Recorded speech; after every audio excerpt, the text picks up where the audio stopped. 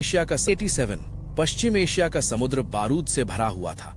Iran और Iraq के बीच चल रहे युद्ध ने सिर्फ जमीन नहीं बल्कि दुनिया की सबसे महत्वपूर्ण समुद्री नस स्ट्रेट ऑफ हॉर्मुज को भी जंग का मैदान बना दिया था।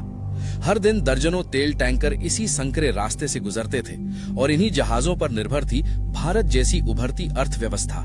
लेकिन उस साल खुफिया रिपोर्टों में एक डरावनी चेतावनी आने लगी। अगर ये रास्ता बंद हो गया तो भारत की तेल सप्लाई कुछ ही हफ्तों में रुक सकती थी। दिल्ली में बैठे कुछ अधिकारियों को यह खतरा पहले ही दिखने लगा था। इंडियन इंटेलिजेंस और रणनीतिक विश्लेषकों ने महसूस किया सिर्फ एक समुद्री रास्ता नहीं था, ये भारत की आर्थिक धड़कन बन चुका था। उस समय भारत अपनी जरूरत का ज्यादातर कच्चा तेल खाड़ी देशों से खरीदता था और उस तेल का लगभग पूरा हिस्सा इसी संकरे स्ट्रेट से होकर गुजरता था। लेकिन 1987 में एक नया खतरा सामने आया, टैंकर वॉर।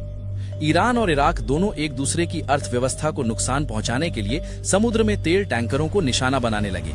मिसाइलें, माइंस और अचानक होने वाले हमले। कुछ ही महीनों में दर्जनों जहाजों पर हमला हो चुका था।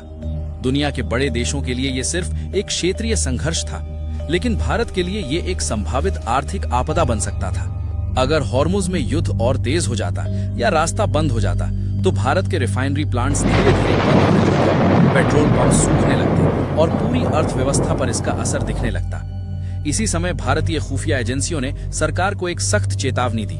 रिपोर्ट में लिखा था, हॉर्मुज पर निर्भरता भारत की सबसे बड़ी ऊर्जा कमजोरी बन चुकी है। लेकिन उस दौर में भारत के पास ज्यादा विकल्प नहीं थे।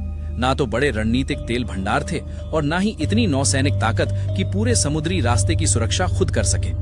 उधर खाड़ी में हालात और खतरनाक होते जा रहे थे।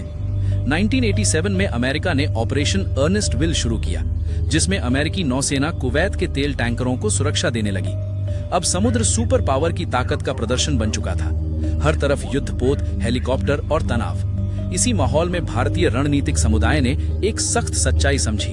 अगर भविष्य में भारत को ऊर्जा सुरक्षित रखनी है तो उसे सिर्फ तेल खरीदना ही नहीं बल्कि समुद्री रास्तों की सुरक्षा भी समझनी होगी।